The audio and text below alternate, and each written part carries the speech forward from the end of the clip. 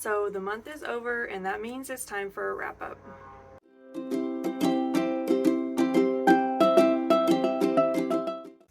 Hi, hello, and welcome back to my channel. My name is Alex, and today is the September 2023 wrap up. So this is just going to be all the books I read in September with the ratings. Let's go over my rating system just really quick before we get started.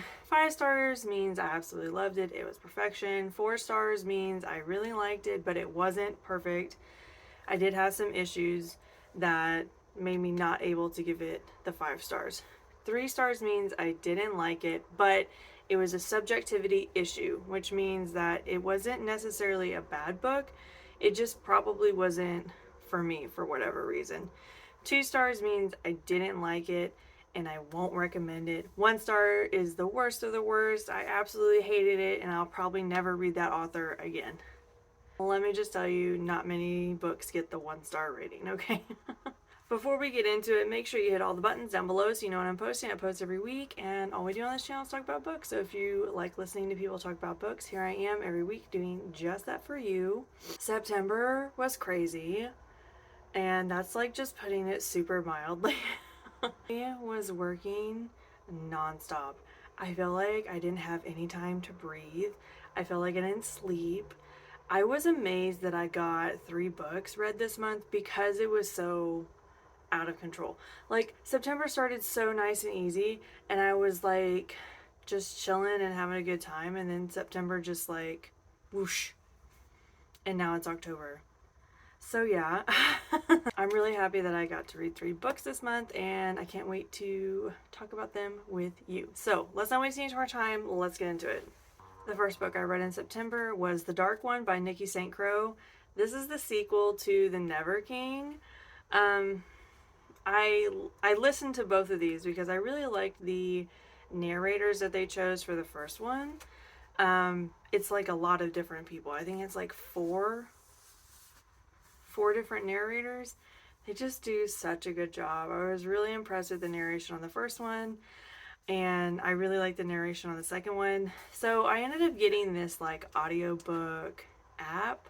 I think it's just called like audiobooks.com, and you get like a subscription to it, or like you pay for a subscription, you know, and you get like tokens every month. And so I've been trying to get like my spouse into audiobooks because he has like a really long commute to work, and he always like expresses an interest in reading, but he doesn't really like to actually read books, like sit down and read books. So I figured this would be like kind of a good middle ground. So the good thing about this app, this is not sponsored by the way, I'm just sitting here talking, like rambling to you about it, is that you can have multiple people on the account. It's called like a family and friends kind of thing. And so you can purchase 1 book with your tokens, and you can each listen to it at your own pace. So like that was kind of like a big thing that we did, was we got the subscription to this audiobooks app, and he gets to pick the book, and then we both listen to it, and we have like something new to talk about with each other. And so we've been listening to this series together, like not together but not together, and then discussing it. Okay. So yeah, I really like the narration. It was a very quick listen. Like, it did not take long to get to this book. It was just as short as the first one. So where the first one really got me with like smut and stuff, this one did a lot of character develop, a lot of world building. So if you were missing that from the first book, this book definitely kicks it up a notch. Like, there's tons of character work in this book. We get a lot of new characters in this book. There's a lot of like new plot points that we're working towards. Just like a lot of really cool stuff happening on the page. The smut did not work for me as well as it did in the first book. But let me be clear about something.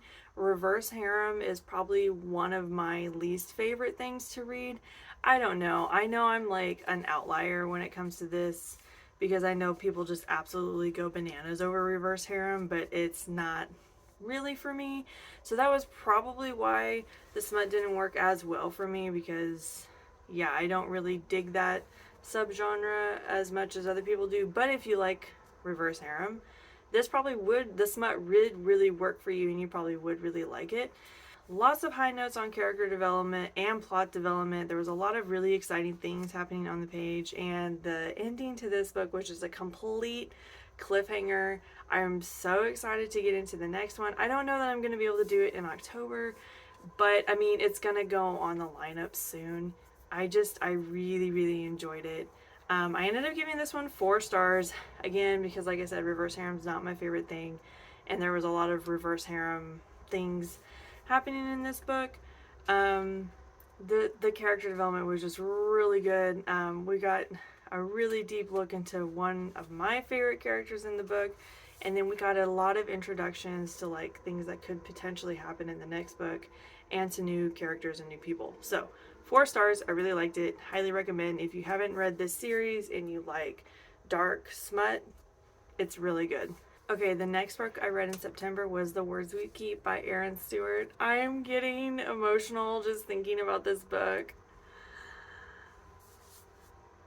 Before I like really tell you anything, I absolutely loved this book. I loved every second of this book. I couldn't put it down. I was absorbed by this book.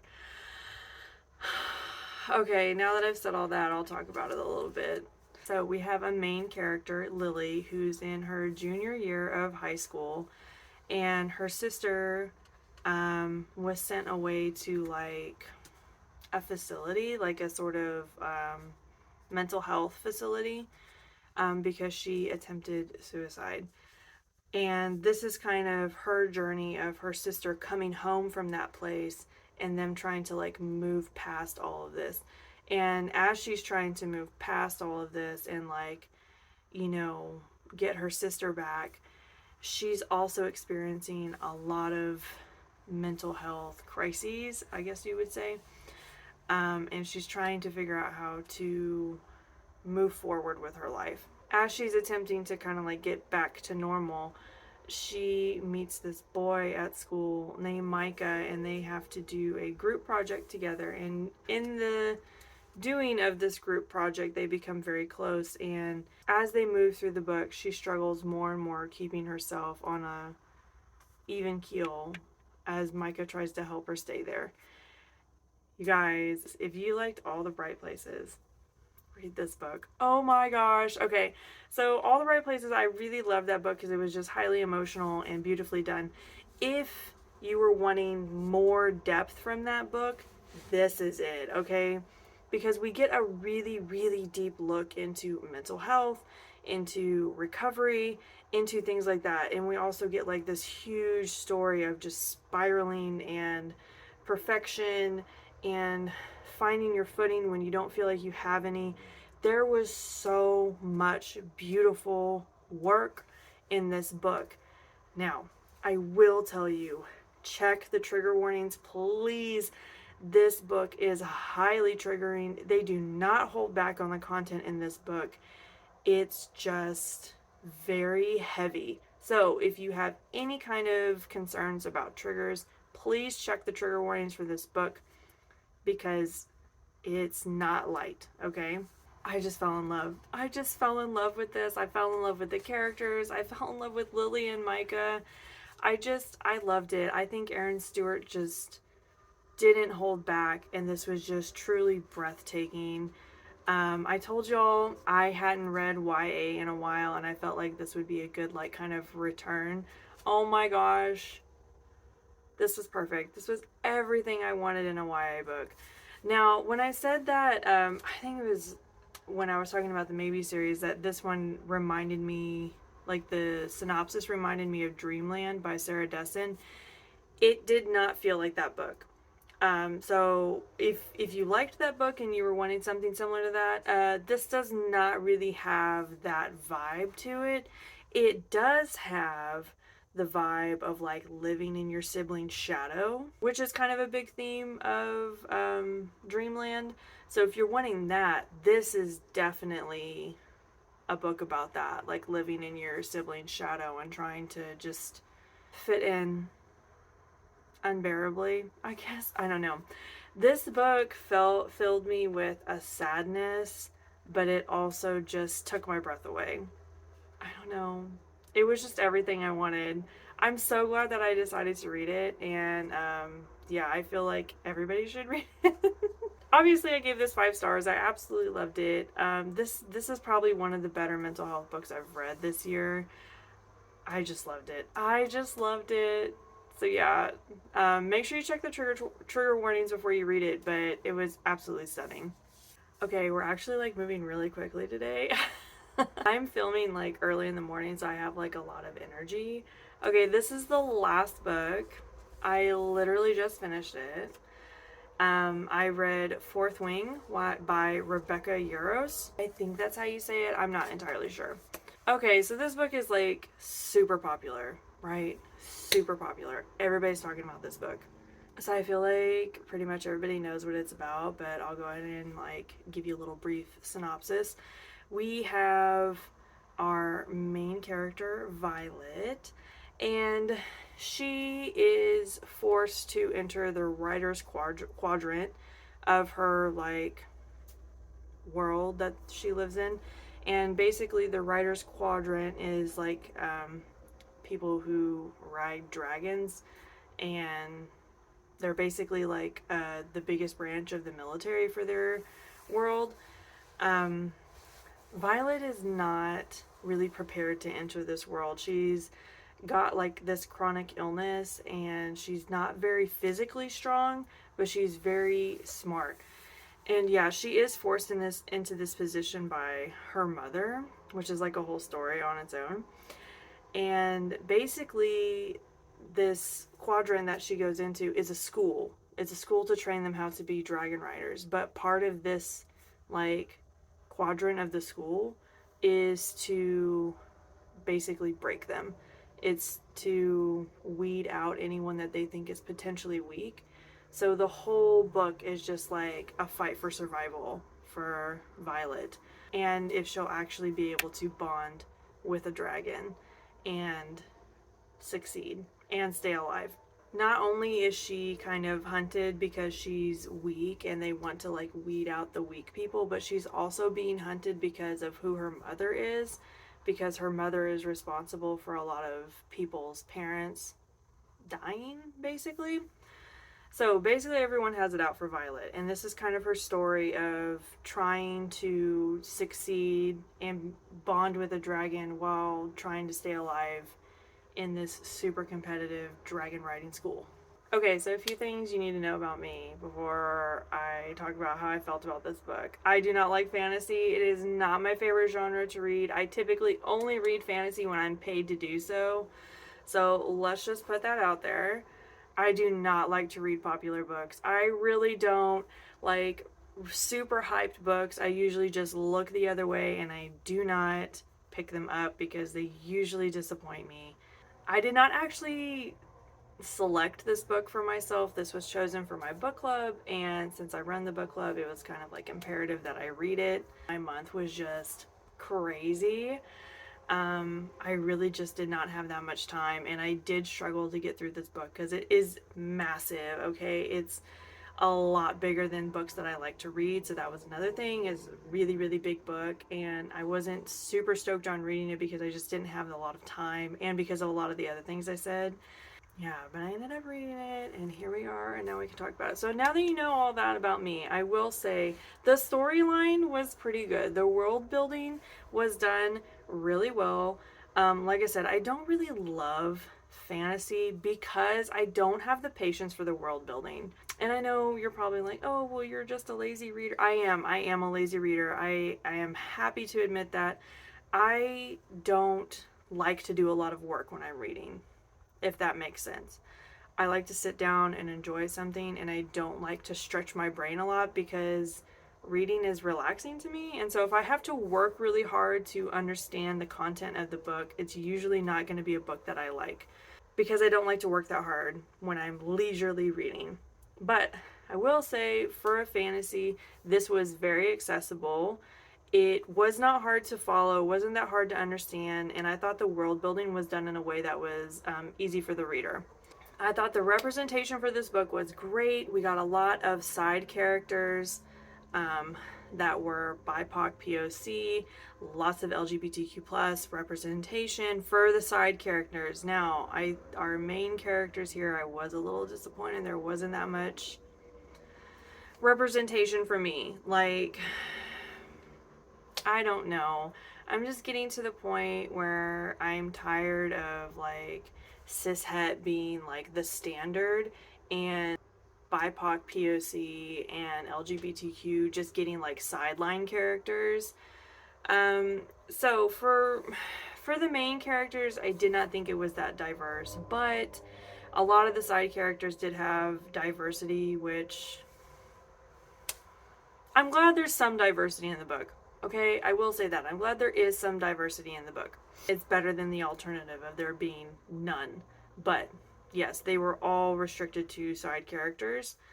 Violet, our main character, actually did have a little glimmer of diversity here. She has a chronic illness, which we do not get into enough. I really wish we would have like expanded on that a little bit more. So, and I never really got a full grasp of what her issues were, just that she had them. But we do have a main character that has a chronic illness issue, which that representation kind of meant a lot because I have chronic illness. But yeah, that was Violet's kind of diversity there. I will tell you, I cannot figure out how I felt about this book. I don't know. I don't know if I liked it or not. Like, and that's kind of the thing is like, if you know that you like a book, then you can say, yes, I really liked it, right? But I don't feel like I can say that here. I definitely didn't dislike this book, but let me tell you, this book felt like a chore to me. It was so long, and I felt like I was just reading and reading for ages and not getting anywhere. But there was no way for this book to be shorter. There really wasn't. Like, usually I can, like, tell you a book's like, oh, there's about 100 pages too long, and this is why. I don't feel like there was any room to cut things out. Like, everything on the page was very important to the progression of the story and to the progression of the characters. So I don't think it was too long. I just think I was so tired of reading it. I felt like we circled the same issue the entire book. Like, I felt like we were bringing up the point from page 1 all the way to the page at the end. And we were just circling, and it just felt so cyclical at times that I was like, why are we still talking about? Surely something else is happening. Isn't there anything else happening on the page besides this? And no, there really wasn't. Yeah, I did feel like it was just getting really repetitive with the plot. I found it really predictable. I mean, as soon as the first chapter hit, I kind of got a good taste of Violet and where she was, and then within the first 5 chapters I kind of had an idea of where the book was going, and it went exactly that way. And as we were going further into it, I was like, yeah, this is exactly what I thought would happen, and it happened. I will say probably the last quarter of the book was very high action and very exciting.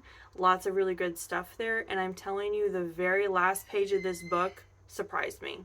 But I had to make it all the way to the very last page of the book to be shocked, okay? Like, that's a really long time. That is a really long time to get all the way. I had to wait till the very last page to get shocked. Because, yeah, I just felt like everything was pretty predictable. Now, there were a lot of, like, ooh moments where I was genuinely surprised, but, like, not shocked, not wowed, not knocked off my seat, not till that final page, okay? And that was a little disappointing. Like I said, I don't like reading super popular books. I don't like reading really hyped books because I feel like everybody hypes it up so much and it's just really fine. This was a fine book. I really liked Rebecca Yarros' writing style. I liked the way that she wrote Violet. I liked the character work on the page. There were a lot of really great moments, and this is kind of like a smut book, so I think the smut was decent. I was expecting more, if I'm honest, because everybody's talked, like I said, everybody's talked this up so much. I was expecting a little bit more, but I wasn't disappointed with the smut that was on the page. I just wish it was a little more varied, I guess. It just felt very straight. But the heat was definitely there. The chemistry was definitely there. She did a lot of good character work. I liked her writing style. Like I said, I don't know how to feel about this book because my first impression is to give it a 3-star. Okay? But it was not a bad book. There wasn't anything fundamentally really wrong with it, except that I just didn't really like it. I would still recommend this to people, definitely. But then I'm like, okay, well, if it's not a 3-star book, then it has to be a 4-star book. I did not like it enough for it to be a 4-star book. Like I said, I found it really predictable. I found the plot to be a little too cyclical. I just felt like I was drug along for the sake of, like, world building. And that is why I stay away from fantasies, because I hate being drug along for the sake of world building. And for how smart Violet is, and she is very smart, I don't see how the pieces did not click sooner. I'm so disappointed that the pieces did not click sooner for her. And I'm a little upset about that. So I've literally not rated it. I've literally not rated this book because I don't know how I feel about it. I feel like a 3 is being mean because it's not a bad book. It's written really well. The smut is decent. The world building is easy and accessible. And there's lots of diversity in the cast. I don't think a 3-star is right. It's not a 4-star book for me because I didn't love it.